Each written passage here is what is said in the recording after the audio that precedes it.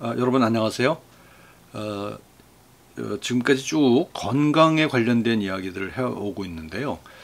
오늘은 그 건강이라고 하는 말에 또는 개념에 또는 그 경험과 실천 방식의 발전 과정이라고 할까요? 어떤 그 경과를 좀 말씀드려 볼까 합니다. 이 건강이라는 말이 생각해 보니까 생겨난 지가 얼마 되지 않은 말이더라고요.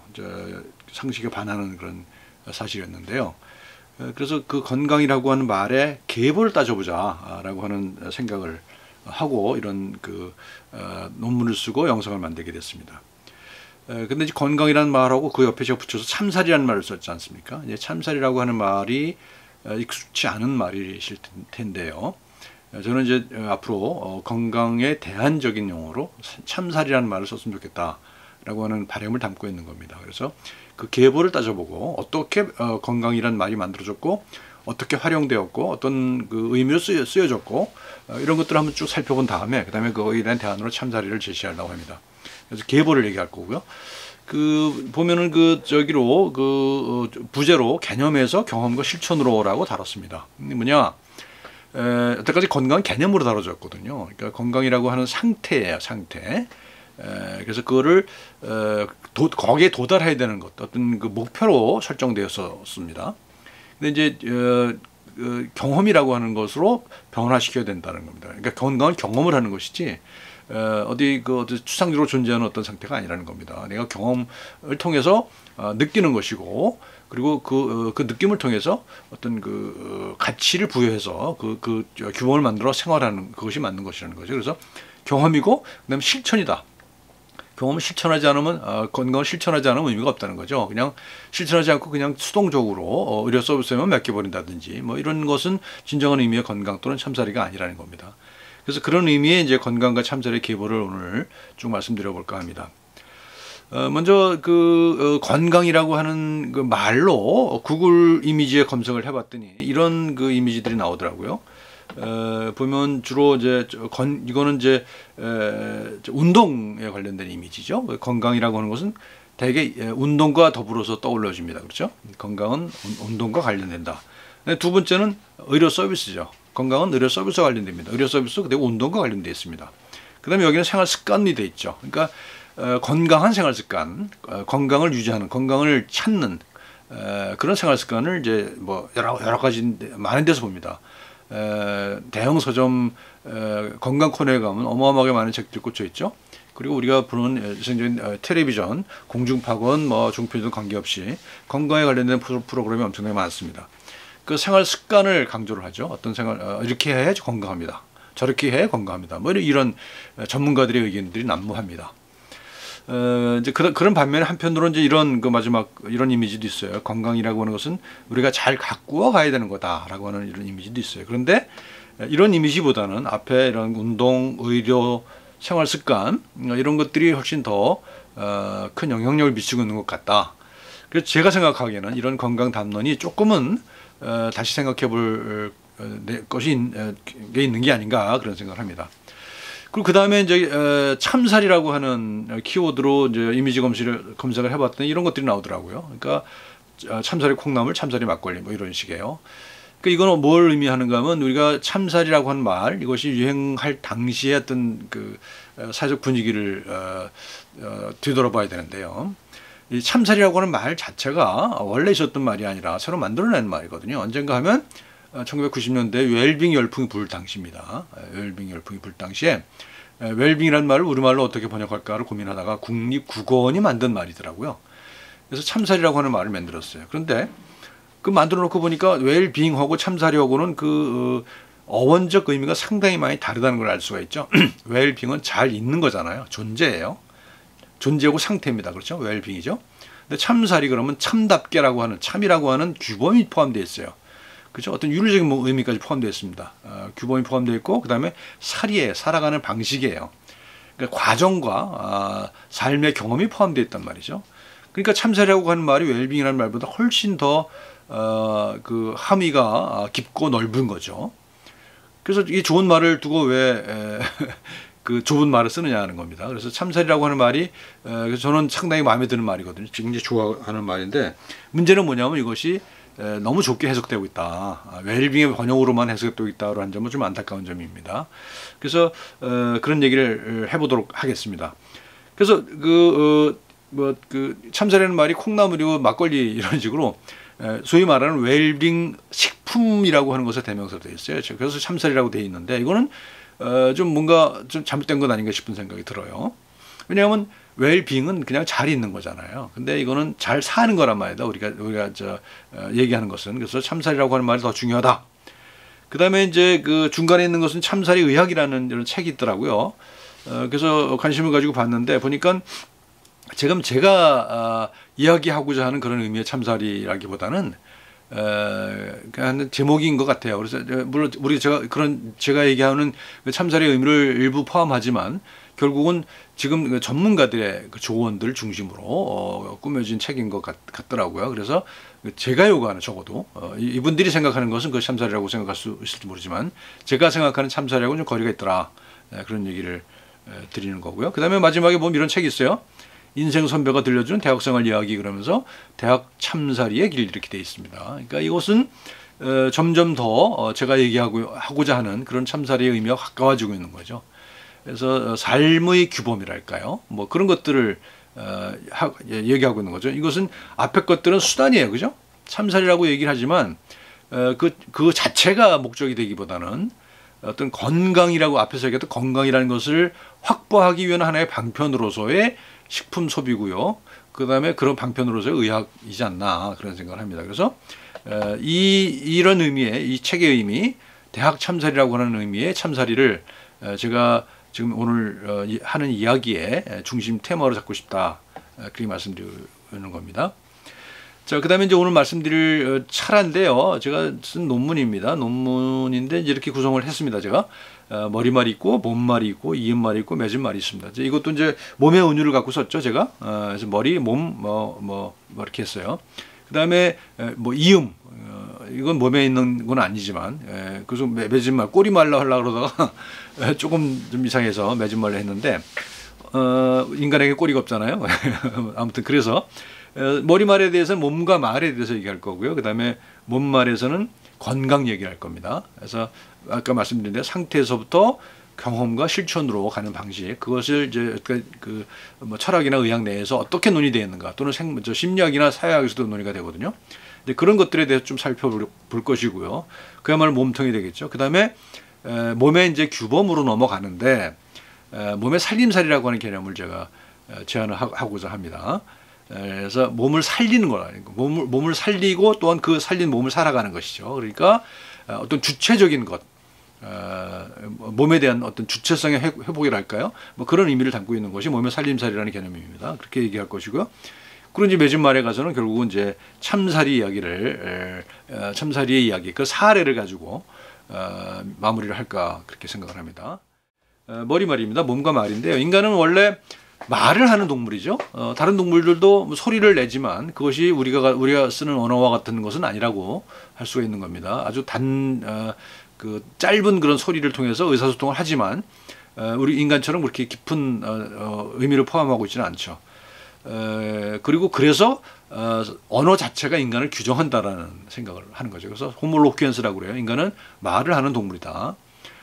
뭐 호모사피엔스, 뭐 생각하는 동물이다, 뭐 노동하는 동물이다, 노는 동물이다 많이 있지만 그 중에 하나가 또 이제 인간은 말을 하는 언어의 존재다라는 겁니다. 그래서 유명한 하이데거가 언어는 존재의 집이다라고 얘기를 하잖아요. 그만큼 언어는 우리 존재를 지배한다는 겁니다. 말이라고 하는 것은 그래서 우리 존재를 지배한다고 그러는데 저는 이제 그 존재라고 하는 것을 우리 몸이라고 하는 것으로 바꿔서 생각해 보려고 그래요. 결국 존재는 몸이 기반이 되는 거 아니겠어요? 몸이 없는 존재를 생각할 수가, 물론 종교적으로는 할 수가 있겠습니다만 저는 생각할 수가 없겠더라고요. 그래서 몸이라고 하는 것이 가장 기본이다, 모든 것에. 그래서 건강이라고 하는 말도 그 몸을 기반으로 하는 거 아니겠어요? 그래서 그 언어 얘기를 할 거고요. 그 다음에 건강이란 말을 얘기를 할 건데, 건강이란 말은 아시다시피 튼튼할 건 편안할 강이거든요. 그래서 튼튼하고 편안한 거예요, 원래. 그런데 이게 이제 그거 말고도 다양한 의미로 해석되고 있죠. 뭐 뒤에 설명하겠습니다.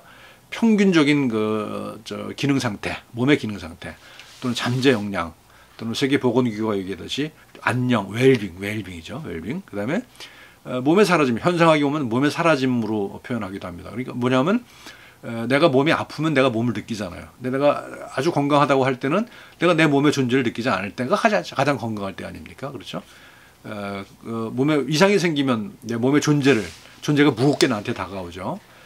그런 경험 누구든지 하셨을 것 같습니다. 그래서 그런 게 이제 건강이라고 하는 그런 주장도 있는 것이고요. 그다음에 몸의 규범을 새로 만들어 나가는 과정이다. 나는 내 몸에 맞는 몸의 규범을 내가 스스로 만들어 나가는 것, 그것을 건강이라고 보기도 합니다. 그래서 이제 마지막으로 이제 건강의 새로운 규범을 얘기할 건데, 이건 이제 제가 이런 말을 만들었어요. 몸에 대한 몸을 위한 몸의 실천이다. 몸이 대상이 되기도 하고요, 몸이 목적이 되기도 하고요, 몸이 주체가 되기도 하는 것이죠. 그렇죠? 그런 실천, 그것이 이제 제가 얘기하는 삼사리의 방식이다 하는 겁니다. 뭔 말입니다. 건강에 대한 얘기인데요. 건강은 이제 먼저 상태에서 경험과 실천으로 그렇게 얘기했죠. 그러니까 상태에 해당하는 것은 개념입니다. 건강은 정의를 하잖아요. 건강은 뭐 생물학적, 심리적, 사회적 안녕 상태다, 뭐 이런 식으로 정의를 하잖아요. 그러면 그게 이제 개념인 거죠. 그러면 개념은 그냥 어떤 추상적인 상태예요. 그렇죠? 그 안녕 상태라고 하는 것을 우리가 그 말 그대로 우리가 경험하지는 않잖아요. 추상해서 개념을 통해서 이해한단 말입니다. 그래서 개념이고요. 그리고 이건 지식책의 암입니다. 건강이라고 하는 상태는 이런 거야라고 학자들이 정의한 그런 정의를 갖고, 또 이제 학문 분야에서 생산된 지식을 갖고 우리가 이해를 하죠. 근데 이제 그게 이제 한참 동안 우리 삶을 지배하다가 최근 들어서는 이것이 이제 좀 변화하기 시작하죠. 그래서 소위 말하는 현상학적 전환, 이런 것도 이루어집니다. 그래서 경험을 중심으로 봐야 된다. 개념이 아니라 경험을 중심으로 봐야 된다는 것이고요. 그 경험을 중심으로 보기 위해서, 건강을 경험 중심으로 보기 위해서는 어떻게 해야 됩니까? 상태가 아니라 과정을 봐야 되는 거죠. 내가 어떻게 해서 어떻게 했더니 어떻게 변해가더라. 뭐 내 몸이, 내 경험 상태가 뭐 이런 식으로 가는 것이 이제 현상학적인 몸이 과정이죠. 뭐 과정이고, 그리고 그것은 결국은 삶의 과정이다. 삶이 아닌 삶의 문제입니다. 그리고 마지막으로 제가 가고자 하는 바는 실천인데요. 그것은 실천을 하려면 몸을 실천해 나가는 거죠. 뭐 운동을 한다, 뭘 먹는다, 무슨 뭐 공부를 한다, 무슨 일을 한다. 이게 다 몸의 실천 아니겠어요? 그럴 때 어떤 규범을 갖고, 어떤 규칙을 갖고, 어떤 지향을 갖고 몸을 실천할 것이냐. 이게 규범이죠. 이것을 저는 함이라고 표현했습니다. 함. 그래서 상태와 경험과 실천은 개념과 과정과 규범이고, 그것은 암과 삶과 함이다 라고 하는 말이 이제 나오고요. 그다음에 이제 좀 본론으로 들어가서 이제 그 건강 이야기인데요. 상태와 개념과 알므로서의 건강을 얘기하는 거죠. 첫 번째는 세 가지가 있는데, 첫 번째는 질병의 부재예요. 질병이 없는 것을 건강으로 여기죠. 우리 상식이 그래요. 우리가 무슨 뭐 정의는 뭐 다른 어떤 뭐 멋진 정의를 가지고 있지만, 뭐 안녕 상태도 이렇게 하지만, 우리는 보통 일반적으로 건강이라고 그러면 질병이 없는 걸 건강이라고 여기잖아요. 그렇죠? 그게 옳고 그르고 떠나서 우리는 상식은 그렇게 받아들입니다. 우리 무의식은 그렇게 알고 있어요. 자, 봅시다. 근데 이 건강이란 말이 참 제가 이제 계보를 따진다고 그러잖아요. 참 말이 그 역사를 보니까 참 슬픈 역사가 있어요. 보니까 원래 우리 동아시아 전통에는 건강이란 말 자체가 없었거든요. 이건 100여 년 전에 일본 사람들이 서구 문명을 받아들이면서 만든 말입니다. 건강, 튼튼하고 편안한 상태, 이렇게 만든 말이거든요. 그다음 이제 그런 말들이 굉장히 많아요. 한자어를 우리 전통에 없던 말들을 이제 한자어로 번역한 일본 사람들이 만들어낸 말을 우리가 쓰는 게 굉장히 많이 있거든요. 지금까지도 굉장히 많이 쓰고 있습니다. 건강이 그 중에 하나거든요. 근데 그 이전에는 보니까 우리 전통 의사에 보니까 건강이란 말이 없어요. 그러면 어떤 말이 있느냐? 무병, 병이 없는 상태, 또는 장생, 오래 사는 것, 그다음에 미병, 무병이 아니라 미병, 아직은 병이 아닌 것. 뭐 이런 상태, 이런 것들이 이제 그나마 우리가 이제 오늘날 건강이라고 부르는 것과 비교될 만한 그런 개념이더라고요. 그리고 또 서양에서도 보니까 전통적으로 보니까 헬스라고 하는 말이 있잖아요. 이것이 보니까 어원을 따져보니까 지금 이 건강이라고 하는 말, 튼튼하고 편안하다고 하는 의미의 건강하고 상당히 다른 뜻을 포함하고 있더라고요. 어원을 보니까 whole, 홀리, 힐 이런 어원을 공유하고 있어요. 전체성이라고 하는 거, 그 다음에 성스럽다고 하는 거, 그 다음에 치유한다고 하는 이런 것들과 공유하고 있더라고요. 그러니까 뭐 동아시아 전통과 좀 다소 차이가 있긴 하지만 이 건강, 근대적 의미의 건강과는 굉장히 다른 그런 그 전통을 가지고 있는 거죠. 근데 서양은 이 용어를 그대로 쓰기 때문에, 헬스라고 하는 용어를 그대로 쓰기 때문에 어렴풋이나마 이런 홀리, 힐이라고 하는 개념들을 떠올릴 수가 있지만, 우리는 건강 그러면 이 무병, 장생, 미병 이런 개념들을 포함할 수가 없어요. 이런 함의를 담을 수가 없어요. 이 말 속에는. 그래서 건강이라는 말이 제가 잘못된 번역어로 생각한다는 겁니다. 그래서 어떻게 갖는가? 이 건강이라는 말이 몸은 기계다라고 하는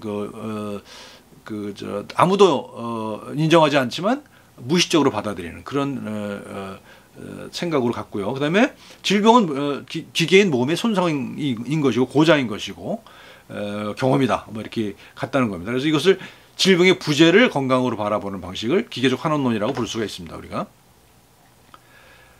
자, 근데 두 번째는 종 디자인, 스피시스 디자인이라고 그래요. 인간이라고 하는 종, 호모 사피엔스 또는 말씀드린 대로 호모 로퀴엔스 뭐 이런 식의 인간이란 종이 평균치가 있다는 거죠. 우리는 인간이 굉장히 다양하다는 걸 알지만 또 상당 부분 공통점을 가지고 있다는 사실도 알잖아요. 그러니까 그런 우리가 원래 디자인된, 물론 이거는 이제 어떤 다른 사람이 의해서 설계된 그런 거라기보다는 진화를 통해서 만들어진 거지만, 그래도 어쨌든 간에 어떤 인간이라고 하는 보편적 종의 디자인이 있다고 생각하는 거예요.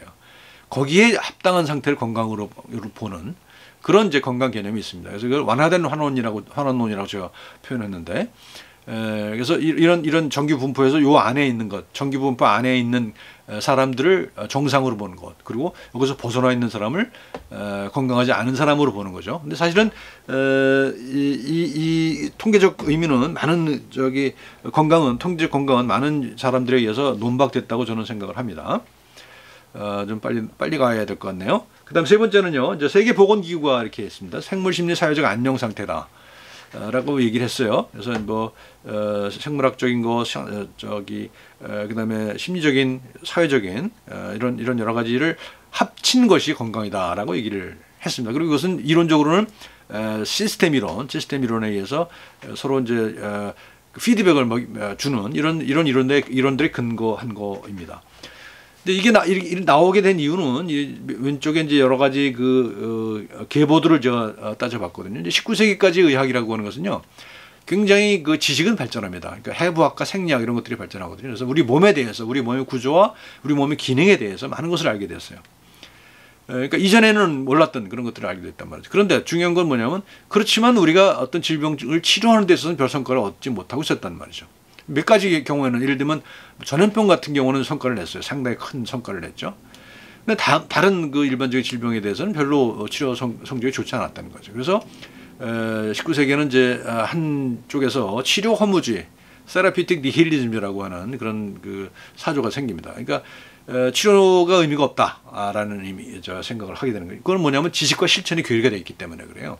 지식은 발전하지만 그것을 임상 상황에서 실제로 적용하는 것이 여의치 않다라는 사실들을 알게 된 거죠.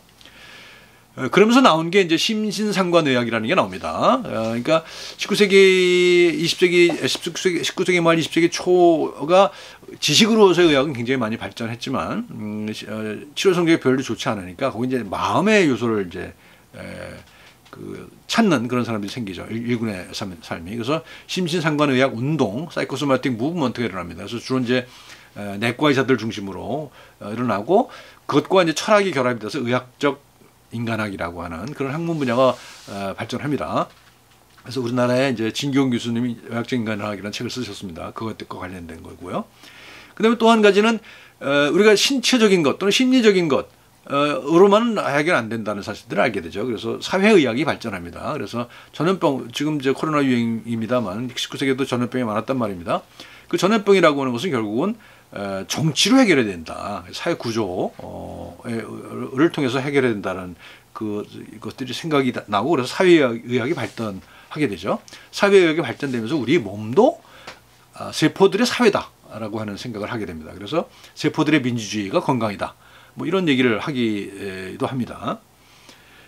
그리고 이제 19세기의 또 한 가지 사조는 뭐냐면 지금 그 같은 의학 철학, 의철학이라고 그러죠. 의철학이 또 발전하기 시작합니다. 그래서 이것은 어떤 그 인지 구조 또는 인식론, 의학 인식론에 관련된 겁니다. 그래서 뭐 의학이 한참 많이 발전하는데 그러다 보니 그런데 여기서 말씀드렸던 것처럼 치료 험지가 있었단 말이죠. 치료 별 관계가 없는 그런 것도 있었단 말이죠. 그래서 그걸 철학적으로 이제 탐구하게 되죠. 그래서 안다는 게 뭐냐, 의학 지식을 몸에 대한 지식을 축적한다는 것은 뭐냐 에 대해서 이제 비판적으로 생각하는 사람들이 나오죠.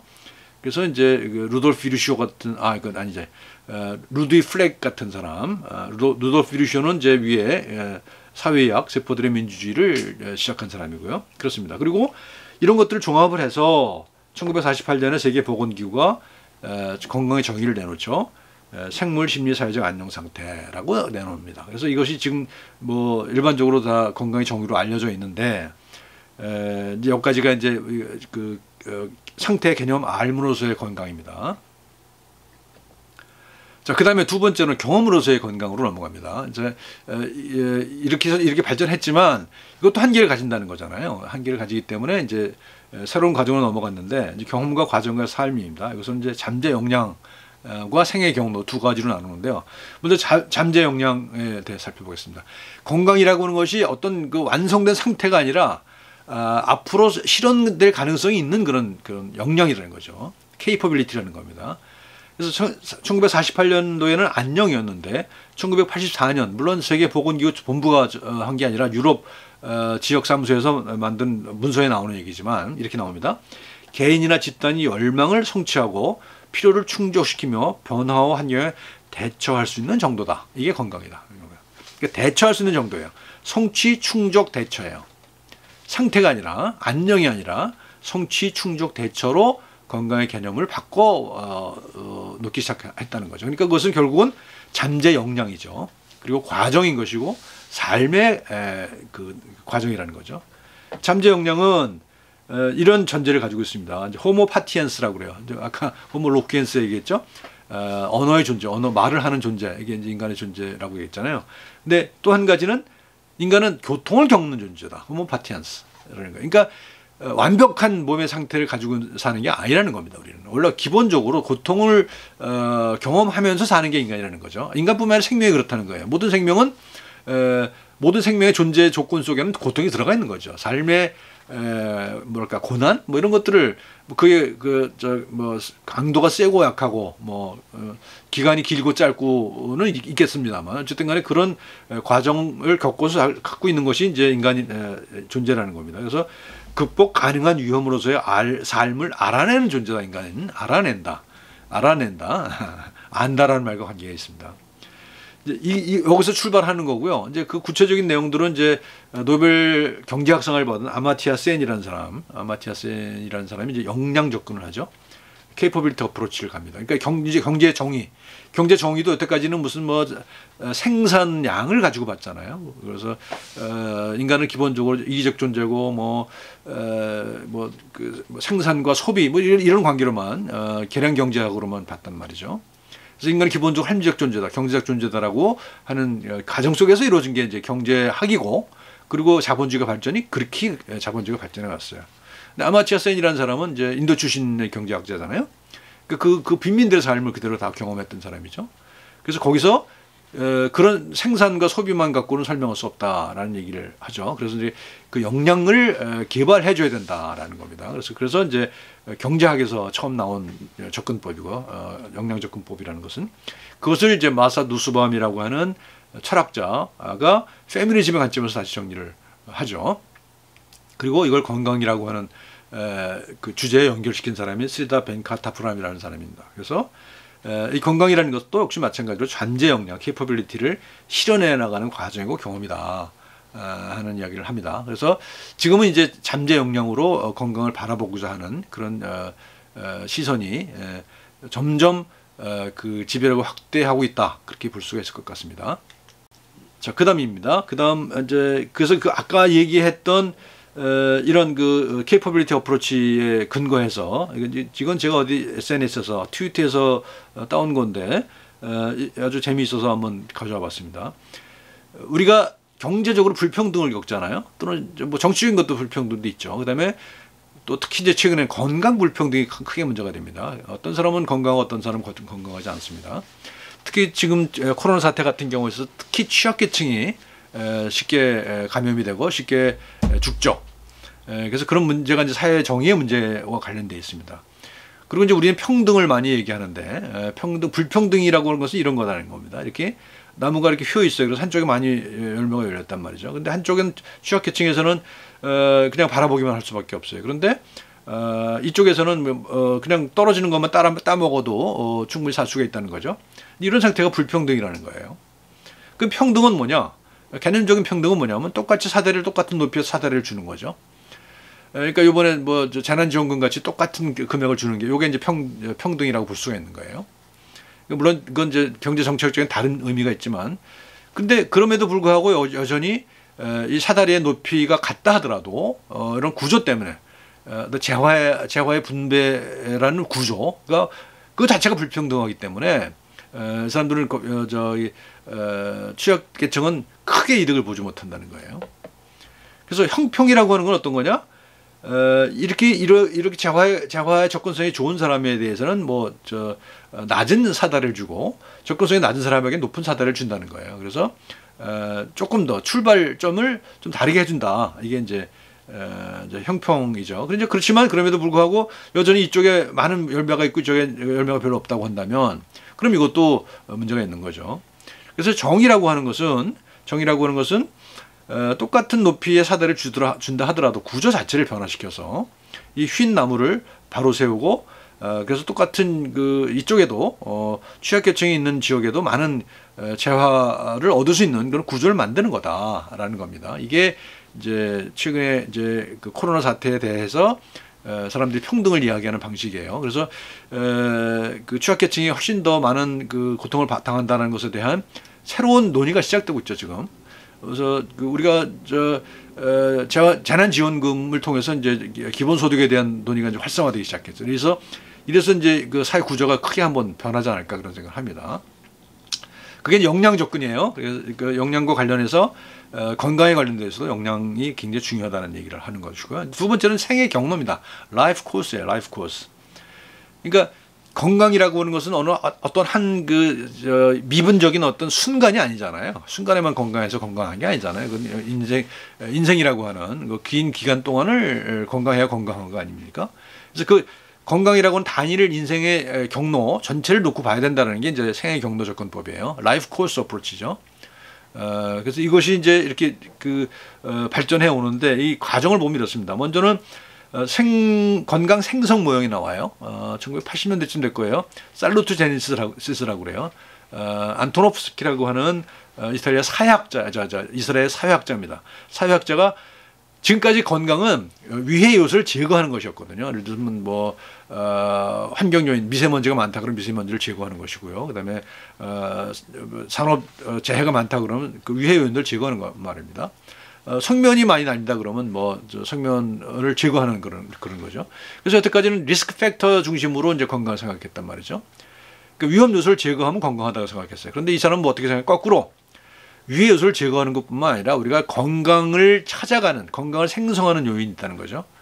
그래서 건강을 생성하는 요인을 찾아가는 것, 그것이 필요하다고 생각했던 겁니다. 그래서 그것을 살루토제니시스 건강 생성이라고 얘기했습니다. 그래서 여기에는 여러 가지 방식이 있습니다. 공감도 있고요. 그다음에 자기 효능감 이런 것도 있고요. 그다음에 유머도 있고요. 이렇게 해서 건강 생성 모형이 있습니다. 그다음에는 뭐가 나오는가 하면 건강과 질병의 발달 기원이에요. 그러니까 엄마 뱃속에 있을 때 엄마가 어떤 여러 가지 경험을 하게 되면 그것이 태어났을 때 또는 이 자식이 태어나서 자식이 장성했을 때까지 그 영향을 건강에 미친다는 겁니다. 그다음에 생애 경로 사회학, 이것이 이제 사회학에서 예를 들면 우범지대에서 자라는 아이들이 범죄 확률이 높잖아요. 이런 것들과 연계돼요. 이것과 사회적 발달 경로죠. 같고요. 심리학에서 또 생애 발달 심리학, 라이프스팬 휴먼 디벨롭먼트 사이콜로지, 이것들이 이제 갑니다. 그러니까 사회학과 의학과 심리학에서 비슷한 경과를 거치는 거죠. 그런 문제의식을 가지고 있는 거죠. 그리고 최근에는 다시 유전학에서도 유전학은 기본적으로 선천적인 어떤 뭔가 있는 거잖아요. 선천적인 어떤 그 유전 형질이 펼쳐지는 게 유전이잖아요. 근데 최근 들어서는 후성 유전이라는 에피제네틱스라고 하는 것이 발전하죠. 그래서 유전 정보뿐만 아니라 유전 정보가 속해 있는 어떤 환경, 맥락에 따라서 그 유전 형질의 발현 양태는 크게 다를 수 있다는 것이 알려지기 시작하죠. 그러니까 이런 것들이 전부 다 이제 하나로 모아지는 겁니다. 그래서 나온 게 생애 경로 건강 발달 모형, Life Course Health Development Model, LCHD라고 얘기합니다. 그래서 이것이 이제 굉장히 중요한 변화라고 생각을 합니다. 그런데 안타깝게도 주류 의학에서는 별 관심이 없어요. 네, 그리고 재밌게도 지금 아마존 서점에 가면요, 이 Life Course Health Development 모델이라고 하는 단행본이 뭐 2권이나 무료로 풀려 있습니다. 그러니까 이것은 장사가 안 된다는 거죠. 이런 담론은 장사가 안 되니까 무료로 풀어. 그러니까 아예 출판 기획할 때 무료로 기획을 했더라고요. 무료로 기획을 해서 무료로 푸는 거로, 그러니까 펀드를 물론 받았겠죠. 그러니까 이거는 어떤 장사가 안 되는 그런 담론이라는 것은 인정할 수밖에 없는 거죠. 그렇지만 대단히 중요하다. 장사가 안 되지만 중요하다. 라고 하는 얘기를 하고 싶은 겁니다. 그래서 이 생애 경로 건강 발달 모형에 따르면 이제 요 6가지가 있습니다. 건강은 창발적 발달 능력이다. 상태가 아니라 계속 발달해 나가는 거라는 거고요. 그다음에 전 생애를 거쳐서 지속적으로 발달하는 거예요. 한 순간이나 뭐 어떤 특정 시기에만 있는 게 아니라는 겁니다. 그러니까 뭐 소화기학, 뭐 소화기의학, 뭐 그다음에 노년의학 이렇게 따로 구분할 게 아니라는 거예요. 그 연결을 시켜야 된다는 겁니다. 그다음에 건강 발달은 선형적 인과관계에 의한 것이 아니고 비선형적인 과정이다. 다양한 뭐 요인들이 작용한다. 그다음에 어떤 그 환경, 어떤 사회 구조, 어떤 경험을 어떤 시기에 하느냐에 따라서 그 크게 달라진다. 그러니까 비선형적일 수밖에 없겠죠. 아주 복잡한 과정입니다. 그다음에 적응의 과정이다. 건강 발달은 적응의 과정이네. 적응의 과정이에요. 그러니까 환경이 달라지고 뭐 그랬을 때 그 적응하기 위해서 건강을 발달시키는 거죠. 그러니까 딱 정해져 있는 게 아니라 내가 타고난 그 형질대로 내가 만들어지는 게 아니라, 내 몸이 만들어지는 게 아니라 내가 자라면서 또는 그 세상을 살아가면서 하는 경험에 따라서 내 몸을 적응시켜가는 과정이 건강 발달이라는 거예요. 그다음에 또 마찬가지로 생리, 행동, 사회, 문화 뭐 이런 것들이 서로 긴밀하게 영향을 주고받는다라는 얘기입니다. 자, 요거를 정리하면 이렇게 정리할 수 있을 것 같아요. 그 개념으로서의 건강이 이미 만들어진 똑같은 몸의 규범을 따르는 것이죠. 그러니까 우리 몸은 이렇게 돼 있어. 그러니까 이렇게 따라야 돼라고 하는 거고요. 그다음에 경험은 개별적 몸에 따라 다르다는 거죠. 아까 얘기했던 전기분포에서 벗어나는 내용, 양쪽에서 벗어나는 그런 쪽에 대해서 달라지는 경험을 이제 개인에 맞추는 것이고, 실천이라고 하는 것은 그러니까 경험이라까지만 하더라도 어떤 객관적인 요소가 있죠. 그걸 중심으로 하죠. 하지만 실천에서는 객관적인 요소도 중요하지만 주체적인 그런 실천이 더 중요하다. 라는 얘기입니다. 그 다음에 이제 실천으로서의 건강 얘기를 합시다. 실천과 규범과 함. 이거 세 철학자들을 제가 얘기할 겁니다. 니체와 깡길렘과 푸코 얘기할 건데요. 니체는 위대한 건강이라고 하는 얘기를 했죠. 그래서 이 사람은 사실은 우리가 얘기하고 있는 건강 개념을 이야기하는데 굉장히 중요한 철학자입니다. 근데 안타깝게도 의 철학에서는 별로 논의를 하고 있지 않은 것 같아서 좀 안타깝긴 해요. 물론 이제 면역 철학을 하는 알프레드 터버 같은 사람은 니체를 굉장히 중요시하고 그 책에 니체 얘기가 뭐 엄청나게 많이 나오는데, 그 다른 일반적인 분석 철학 기반으로 의 철학을 하는 사람들은 니체 얘기를 별로 안 하는 것 같아서 좀 안타깝긴 합니다. 이 사람은 뭐라고 하냐면 철학이라는 것 자체가 몸을 바꾸는 기술이라고 얘기를 해요. 놀랍죠? 철학에 대한 그 선입견을 완전히 뒤집어 놓는 거죠. 철학이 몸을 바꾸는 기술이래요. 그리고 세계가 교섭하는 가운데 끊임없이 몸의 언어를 새롭게 구성하고 다시 발화하는 몸의 문법이다. 철학은 몸을 바꾸는 기술이고 몸의 문법이래요. 철학이 몸의 문법이라는 겁니다. 이게 진짜 위대한 철학자 니체의 이야기입니다. 그리고 그 서구의 그 지성사의 전통을 완전히 뒤집어 엎은 그런 거죠. 그래서 이 사람은 이제 위대한 건강을 얘기하는데, 위대한 건강은 뭐냐? 작은 건강은 먼저 뭐냐? 정상과 조화와 균형이죠. 우리가 이제 일반적인 의학에서 얘기하는 겁니다. 큰 건강은 고통의 경험 속에서 삶의 의미를 발견하는 것이 좀 큰 건강이고, 위대한 건강은 의미를 발견할 뿐만 아니라 자기 삶을 새로 창조하는 거다. 자기 삶을 새로 창조하는 것이 위대한 건강이라는 겁니다. 이게 니체의 이야기입니다. 대단히 중요한 그 전환점이었던 것 같아요. 제가 보기에는. 그리고 이제 조르주 깡길렘이 나오죠. 조르주 깡길렘은 이제 생명의 내재적 규범이라고 얘기를 합니다. 건강이라는 것은 생명 속에 내재해 있는 규범이에요. 건강이라는 것은, 그죠? 그게 이제 그 이론적으로 규정된 그런 추상적인 상태가 아니라는 겁니다. 그래서 이 사람은 이제 동일성, 평균, 객관, 정상 이런 것들을 중심으로 이제 건강 논의가 됐었잖아요. 근데 이분은 차이, 변이, 주관, 객체, 병리 이런 것들을 중심으로 얘기합니다. 그러니까 아까 호모 파티안스 얘기했잖아요. 인간은 고통을 겪는 존재라는 거잖아요. 그러니까 건강이 디폴트가 아니라 질병 또는 고통이 디폴트라는 겁니다. 우리 삶에. 그러니까 우리는 어떤 뭔가를 경험하게 돼 있어요. 그리고 건강이라는 것은 2차적인 개념이에요. 그런 몸의 문제를 해결하는 과정에서 추상화된 게 건강이죠. 우리 일상적인 삶이라는 것은 그런 몸의 문제를 해결해 나가는 과정으로 구성되어 있죠. 그래서 이렇게 그 병리가 중요한 거고요. 그래서 그러니까 관계가 중요한 거죠. 나만 혼자서 존재해서는 건강할 수가 없어요. 사회와의 관계, 타인과의 관계, 그다음에 그런 환경에 적응을 해야 되는 거죠. 그러면서 새로운 규범을 만들어야 돼요. 그 규범을 만드는 데 있어서는 객관적인 것만 중요한 게 아니라 나의 주관이라고, 나의 주체라는 것도 굉장히 중요하다. 이것이 건강 또는 정상의 특징이다라는 얘기예요. 그래서 이 사람이 한 말을 읽어볼게요. 건강은 특정한 환경의 배반을 감내할 수 있는 여지이다. 환경이 갑자기 변한다고 생각해요. 그럴 때 그것을 감내할 수 있는 여지예요. 예를 들면 지금 뭐 코로나가 창궐하잖아요. 그것도 환경의 배반이죠. 환경의 배반을 감내할 수 있는 여지가 건강이라는 거예요. 그래서 사회 전체로 보게 되면 지금 많은 사람이 죽어나가고 있는 나라는 건강하지 못하는 거죠. 그리고 지금 우리나라가 비교적 잘하고 있잖아요. 우리 같이 감내하고 있는 것, 여전히 고통스럽지만 감내하고 있는 것, 이게 건강이라는 겁니다. 자, 봅시다. 건강의 특징은 일시적이나마 정상적인 것을 규정하는 규범을 넘어설 가능성이에요. 그러니까 지금까지는 그냥 서로 막 맞부딪혀 살았잖아요. 근데 지금은 어떻습니까? 사회적 거리두기를 하고 새로운 규범을 만들고 있잖아요. 그러니까 일시적이나마 정상적인 것을 규정하는 규범을 넘어서고 있잖아요. 새로운 규범을 만들고 있잖아요. 이것이 오히려 더 건강이라는 겁니다. 습관적인 규범의 위반을 용인하고 새로운 상황에서 새로운 규범을 수립할 가능성이죠. 이게 이제 얼마나 갈지 모르지만 지금 일단은 새로운 규범을 우리가 실천하고 있는 거잖아요. 이게 건강이라는 겁니다. 깡길렘의 얘기를 하면은. 자, 그 다음에 이제 후코로 가겠습니다. 후코는 자기 배려, 진실 말하기 이런 얘기를 합니다. 자기 배려라는 것은 이제 고대 그리스에서 가져온 개념이거든요. 우리가 좀 뭐 자기 배려라고 해서 이기적으로 해석해서 우리가 뭐 이기적이 되어야 된다는 얘기가 절대로 아닙니다. 오히려 그 정반대거든요. 자기 배려라고 하는 것은 고대 그리스의 생활 방식에서 가져온 건데 행위를 지속하게 하는 동의를 우리 자신에게 두는 거예요.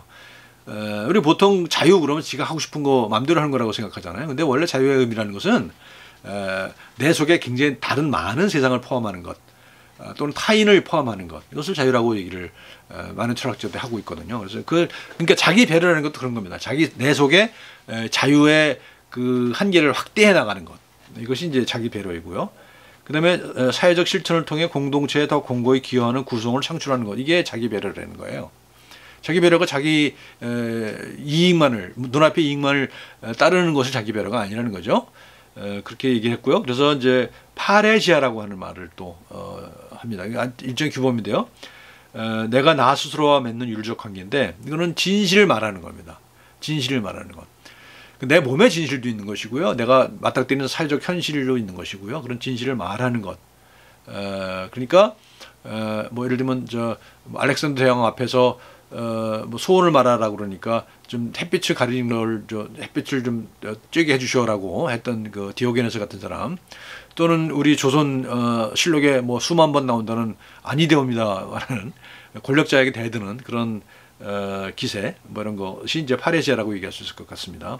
근데 그게 무조건 대든다고 파레시아는 아니죠. 그 진실을 말해야 돼요. 그리고 그것이 나와의 관계를 맺는 것이어야 된다는 겁니다. 무조건 그 대듭으로서 어떤 이득을 얻고자 하는 그런 것이 아니라는 겁니다. 건강은 몸의 진실을 말하고 그 진실에 따라 사는 것이다. 몸의 진실, 아까 여러 가지 얘기했잖아요. 그러니까 정상이라고 하는 튼튼하고 편안한 상태로서의 건강이 아니라 끊임없이 문제를 해결해 나가는 그런 의미에서의 건강을 얘기하는 거죠. 그리고 몸을 위한 몸에 대한 몸의 자기 배려다. 건강은 후코를 따르면 그렇게 얘기할 수 있다라는 겁니다. 자, 몸의 살림살이입니다. 제가 이제 계속 이런 말을 했어요. 몸의 살림살이 몸의 문제를 푸는 과정이다. 그리고 이건 몸의 살림살이다. 몸의 문제를 풀어나가는 그런 몸의 살림살. 우리가 살림살이 할 때 그렇잖아요. 뭐 문제를 풀잖아요. 영양 문제를 해결해야 되고 위생 문제를 해결해야 되고 또 뭐 여러 가지 또 종족 보존의 문제를 해결하잖아요. 우리가 가정을 통해서 가정의 살림살이를 통해서 우리 몸도 마찬가지라는 거죠. 우리 몸도 우리 몸에 내재된 규범들을 따라가기도 하고 또는 새로운 규범을 만들기도 하면서 내 몸을 살아가죠. 내 몸을 영위하죠. 내 몸을 알아가죠. 내 몸을 살아갑니다. 그리고 내 몸을 움직여서 내 몸을 합니다. 뭔가를 합니다. 그래서 살림살이라는 거예요. 살림살이 전략은 이렇게 두 가지를 제가 뽑았는데 이거는 민주적 시민성과 수평적 개인주의라고 뽑아봤습니다. 이제 이것은 최근에 이제 그 코로나 사태에 대한 분석에서 나온 건데요. 이제 그 한국이 비교적 이제 성공적으로 그 관리를 하고 있다고 그러잖아요. 그래서 그게 이제 중요한 요소가 이제 민주적 시민성이라는 거예요. 그래서 이거는 어떤 잡지가 각자들과 같이 조사한 결과에서 아주 일관되게 나온다는 겁니다. 우리 이번 사태에 대해서 우리가 민주적 시민성이 이걸 극복하고 있다. 또 하나는 수평적 개인주의다는 거예요. 수평적 개인주의, 어떤 그 개인주의를 지속하되 차이가 나지 않는 그런 개인주의를 하고 있다는 것이 이제 이번 사태에 대한 일반 시민들의 의식이라고 해요. 우리 몸에 대해서 똑같이 적용될 수 있을 것 같습니다. 민주적 시민성, 수평적 개인주의. 여기서 이제 어떤 그 주체의 단위를 뭘로 볼 것이냐 하는 문제가 나오겠죠. 일단은 세포로 보면 좋을 것 같아요. 그러니까 세포 단위가 있을 것이고, 그다음에 조직, 티슈가 있을 것이고, 기관이 있을 거예요. 그리고 그것이 모인 몸이 있는 거죠. 이런 것들이 이제 어떤 그 민주적으로, 그러니까 따로 또 같이 아직 옛날에는 이런 것들이 하나의 몸의 건강이라고 하는 하나의 목표를 향해서 조화롭게 작동하는 것, 이걸 건강이라고 봤다면 지금은 이것들이 각자 나름대로 활동을 한단 말이에요. 예를 들면 어떤 면역세포는 자기 세포를 공격하기도 하죠. 그죠? 그래서 어떤 면역계가 사실 암을 키우기도 해요. 암을 억제하기도 하지만 암을 키우기도 하거든요. 그러니까 우리 몸속에 있는 것이라고 해서 다 조화로운 건 아니에요. 그리고 조화로워야만 건강한 것도 아니죠. 그러니까 우리 몸속에 있는 그 여러 가지 그 구성 성분들 또는 구성 인자들, 그것은 각자 어떤 나름대로 독립성을 가지고 있으면서 또 한편 동시에 서로 협동한다는 겁니다. 우리 몸속의 민주주의. 아까 세포들의 민주주의 얘기했잖아요. 우리 몸속의 민주주의가 우리 건강을 지켜준다는 거죠. 그래서 여기 코로나 사태 사회적인 것과 우리 의학적인 것은 상당히 통한다라는 겁니다. 그래서 지향을 제가 이제 뭐라고 했냐면 기후뚱한 균형이다. 완벽한 조화 또는 균형은 이거는 건강한 게 아닌 거죠.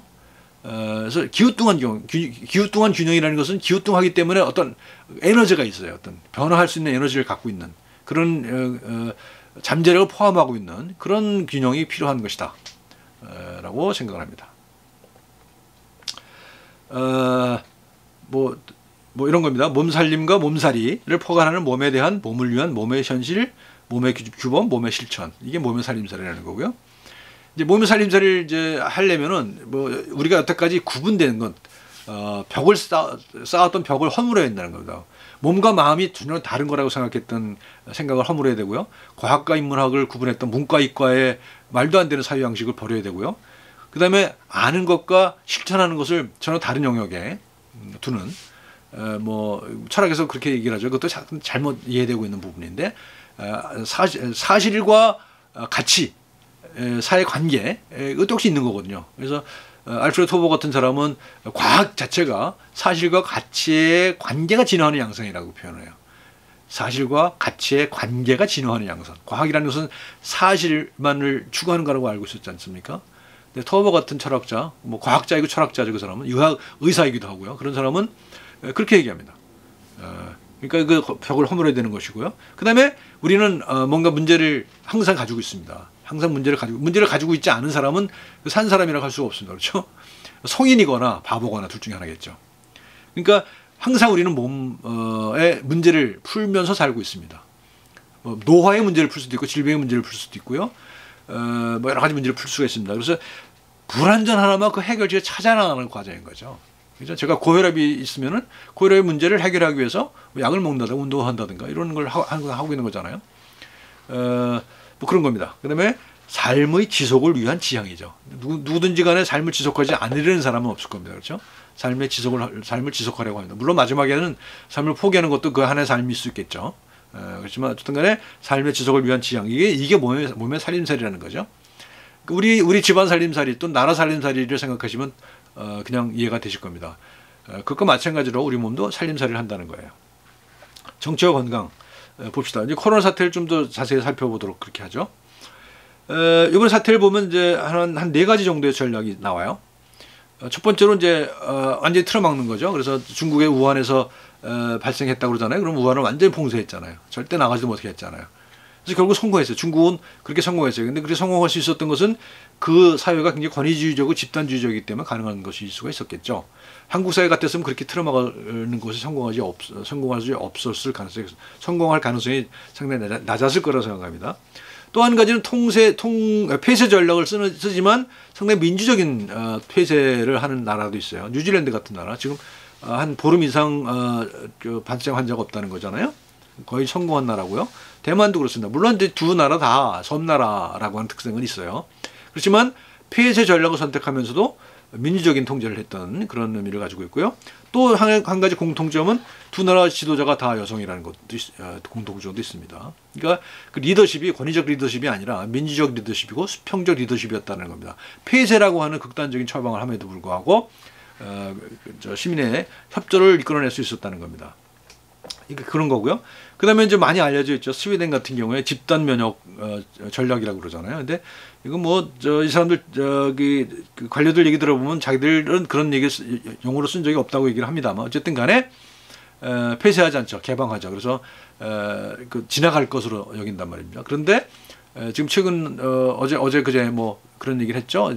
책임자가 나와서 이건 실패했다라고 그런 얘기. 너무 희생자가 너무 많이 나오고 있죠. 지금 그래서 그런 나라가 있는 것이고요. 그 다음에 이제 좀 어정쩡한 나라들이 있어요. 미국, 영국, 브라질, 러시아. 가장 그 피해가 심한 나라입니다. 이 나라들이. 근데 이 나라는 뭐냐면은 처음에 제대로 대응하지 않다가 갑자기 폐쇄를 하죠. 폐쇄했다가 경제가 망가지니까 또 다시 슬금슬금 열기 시작해요. 이런 나라가 미국, 영국, 브라질, 러시아 이런 나라입니다. 이게 이제 그 소위 말하는 선진국이라는 나라가 특히 미국, 영국 같은 나라가 이렇게 엉망이었다는 것을 이제 알게 된 거죠. 이제 한국 같은 나라는 상당히 성공적이었다고 얘기를 하잖아요. 외신들이 특히 많이 얘기를 하는데 원래 3T라고 얘기했었어요. 트레이스, 테스트, 트리트 이렇게 했었거든요. 추적해서 검사하고 치료해라 이렇게 됐거든요. 근데 여기 하나를 최근에 더 붙였어요. 어떤 사람이 트러스트라고 하는 말을 신뢰라고 하는 것이 있다는 것이죠. 신뢰 리더십이 없었으면 지금과 같은 성과는 이룰 수 없었을 것이다라는 겁니다. 이것이 이제 우리가 정치와 건강의 문제인데 거의 비슷한 그 내용을 우리 몸 건강에 대해서도 할 수 있을 것 같습니다. 우리 면역계에 대해서 똑같은 얘기를 할 수 있을 것 같아요. 무조건 틀어막아서 되는 것도 아니고요. 또 무조건 오픈해서 되는 것이 아니라는 겁니다. 그리고 극단적으로 왔다 갔다 해서 되는 것도 아니라는 것이죠. 그러니까 잘 관리해야 되는 거예요. 면역계도 잘 관리를 해서 그 외부로부터의 이물질이 또는 어떤 다른 것들이 들어오는 것을 통제하기도 하고 또 일부 허용하기도 하면서 그러면서 그걸 추적을 해서 따라가서 그걸 검사를 하고 또 환자가 발생하면 치료하는 그런 과정을 통해서 그리고 그 모든 정보를 투명하게 공개하는 그런 과정을 통해서 우리가 극복해 나가고 있는 것 아니냐 그런 생각을 합니다. 그래서 이것은 똑같이 우리 면역계가 똑같이 적용된다. 우리 몸의 건강과 똑같이 적용된다는 겁니다. 자, 정치와 건강 네 가지를 얘기했습니다. 건강보다는 문제가 몸의 본질에 가깝다. 건강이 디폴트가 아니라는 거예요. 문제가 디폴트라는 거예요. 문제가 항상 생깁니다. 그 다음에 몸은 끊임없이 문제를 풀며 자신을 만들어갑니다. 몸은 문제를 풀면서 몸을 만들어가는 거죠. 우리 면역계도 그래요. 면역이 강해서만 좋은 게 아닙니다. 면역 강화제 이런 말은 틀린 말이라고 저는 생각해요. 면역은 적절해야지 강해야 되는 게 아닙니다. 완벽한 몸보다는 끊임없이 새로운 과제를 제시하고 해결하는 몸이 자연이다. 완벽한 몸이 자연은 아니라는 거예요. 완벽한 몸은 없어요. 우리가 뭐 기계, 로봇도 아니죠. 뭐 로봇도 완벽할 수가 없죠. 근데 우리 몸이라는 것은 수십억 년의 역사를, 진화의 역사를 가지고 있는 것이고, 또 백년 남짓의 생애 역사를 가지고 있는 것이고, 수천 년의 그 인간의 역사를 또 담고 있기도 해요. 그렇기 때문에 그렇게 단순하게 선형적으로 해석할 수 있는 것이 아니라는 겁니다. 그래서 항상 문제가 발생할 수밖에 없고, 그 문제를 풀어나가는 과정 속에서 건강할 수 있다는 겁니다. 그리고 문제 풀이의 경험을 통해서 몸의 서사와 생애 경로가 만들어진다. 그렇죠? 생애 경로, 이거 다른 데서 얘기했습니다. 몸의 서사, 생애 경로, 이런 것들이 이제 가치, 또는 삶의 경험, 이런 것들을 이제 포함하는 거라고 볼 수 있는 거죠. 자, 그 다음요, 지향입니다. 지향. 어떻게 갈 것이냐 하는 얘기거든요. 제가 이제 기후뚱한 균형이라고 하는 말을 썼어요.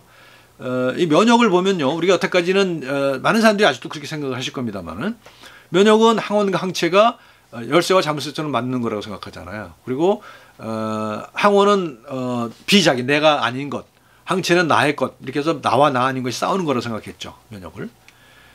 그래서 이제 어떤 얘기가 나오면 이런 게 나오는 거예요. 코로나19 박살이라고 하는 표가 나오는 겁니다. 이게 어떤 도지사가 그 기자회견장에 달고 나온 건데요. 좀 안타까워요. 어떻게 이런 말을 했죠? 코로나를 박살낸다? 눈에 보이지도 않는 걸 박살낸다는 것은 이건 말이 안 되는 거고, 이게 바로 항원과 항체, 자기와 비자기라고 하는 면역의 메타포를 그대로 활용한 거죠. 면역은 그렇게 작동하지 않습니다. 그렇죠? 자기와 비자기처럼 그렇게 개념화될 수도 있지만 본질은 아니라는 겁니다. 왜 그러냐? 우리 면역계는 아주 다양한 일을 하거든요. 자가 면역이라는 것도 있어요. 그래서 내가 공격하지 말아야 되는 내 세포를 공격하는 경우도 있거든요. 그래서 면역이라는 것은 투쟁만 하는 것이 아니라 투쟁도 하고 타협도 하는 거거든요. 그게 면역이거든요.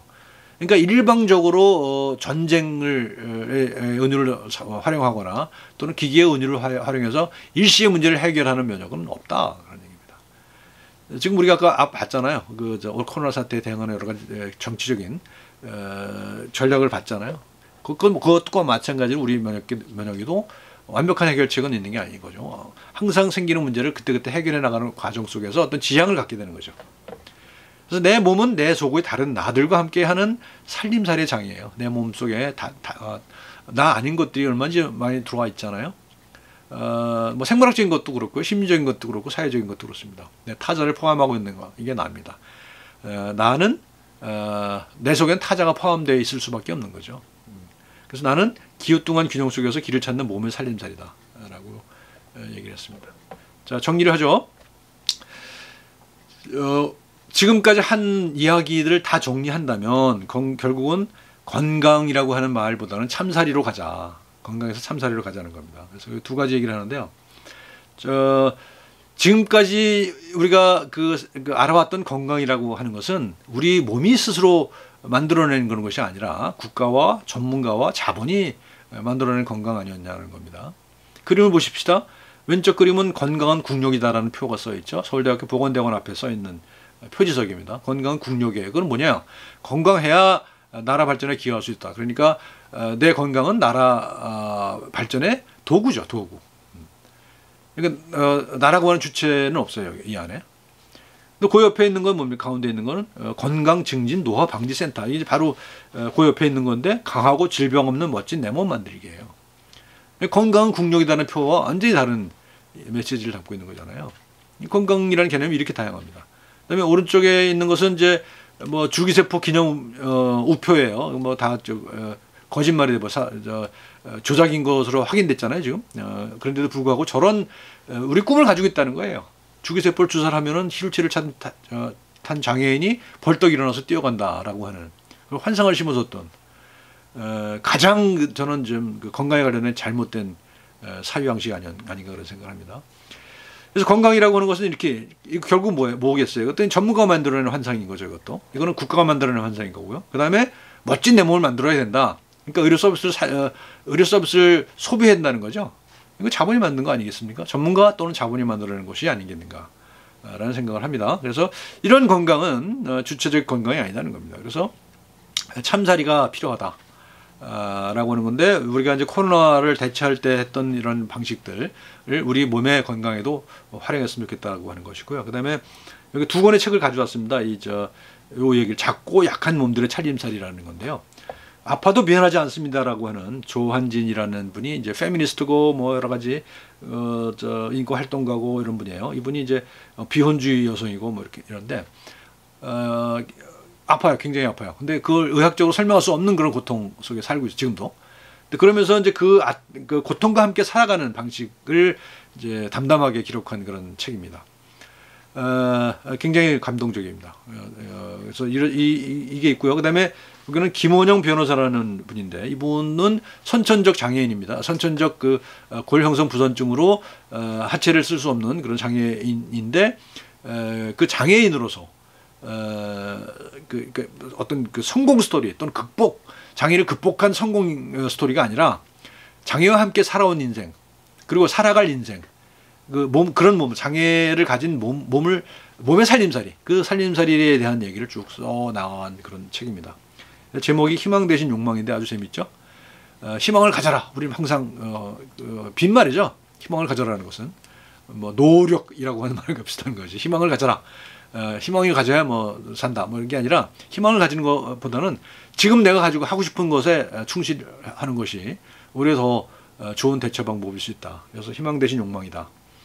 그리고 그 욕망이라고 하는 것은 내 한계 속에서의 욕망인 것이죠. 내가 내가 장애를 가졌는데 내가 하반신 마비의 장애를 가졌지만 내 정상인처럼 뛸 거야. 뭐 이런 뭐 그런 사람도 있습니다만, 그리고 일부 성공한 사람도 없지는 않습니다만, 그렇다고 해서 그것이 자기만의 그런 규범을 만드는 것은 아닐 거잖아요. 그래서 그런 작고 또는 약하고 문제가 많은 내 몸을 사랑하며 살아가는 그런 삶이 참살이가 아닐까 생각을 하고요.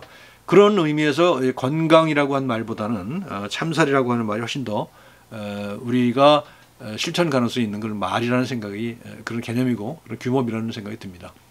여기까지 하겠습니다. 고맙습니다.